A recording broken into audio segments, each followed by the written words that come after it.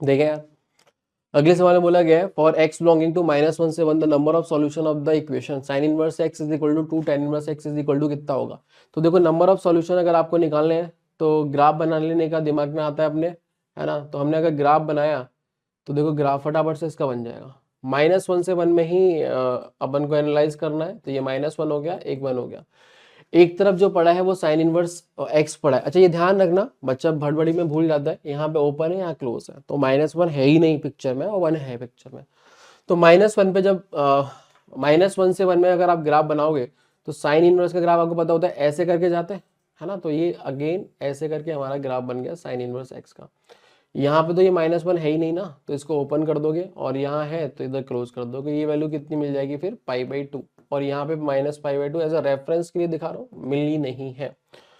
अगली बात, ये हमारा ग्राफ किसका हो गया, साइन इनवर्स ऑफ एक्स का।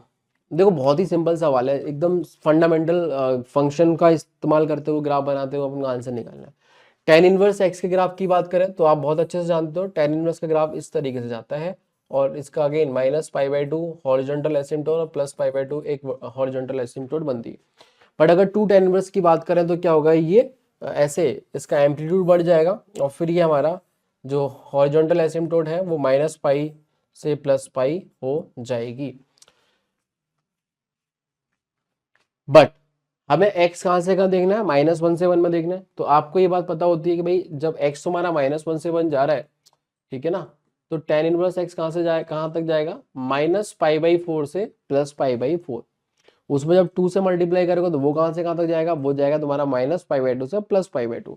तो कहानी यहीं से शुरू हो जाएगी। अब ग्राफ तो ऐसे करके आएगा, है ना, बट हमें तो क्या है यहीं से बनाना -1 से। तो मैं रेफरेंस के लिए भले ही तुम देख लो ऐसे कुछ आ रहा होगा, बट फाइनली जो ग्राफ का लुक एंड फील होगा वो ऐसे जाता है। तो ऐसा कुछ कहानी रहेगा, समझ में आया। यहाँ अगेन ओपन होगा क्योंकि वो मिल नहीं रहा है, और यहाँ पे क्लोज। तो आप देख सकते हो कितने पॉइंट ऑफ इंटरसेक्शन इसके आगे, एक तो 0 दिख रहा है और एक 1 दिख रहा है, और ये तो पॉइंट है ही नहीं, तो पॉइंट ऑफ इंटरसेक्शन का का। तो कितने सॉल्यूशन आगे, 2 सॉल्यूशन। तो इन्होंने यही पूछा था शायद, बिल्कुल। तो आंसर कितना आ जाएगा, 2। बेहद आसान सवाल।